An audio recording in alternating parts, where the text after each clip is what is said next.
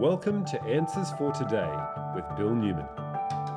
How can we have a fulfilling, happy marriage today? Well, let me give you some ingredients. The first, of course, is commitment. Never believe you married the wrong person. Throw away the parachute. Don't bail out. It's like the marriage ring. There's no beginning and there's no ending. And then too, there must be sacrifice. True loving is giving, not just taking. A good marriage takes two good forgivers. And there must be understanding as well. No two people are totally compatible. There must be trust, and then too, we must have communication. One of the most important things in marriage is good communication. There are killers that destroy that. There's anger when we burst into rage, or there's the tears when we turn on the waterworks. And I think the worst of all is silence, when that cloud of doom and gloom comes over the marriage. But of course, we must have real love. There's no greater love than God's love. His love is totally unconditional.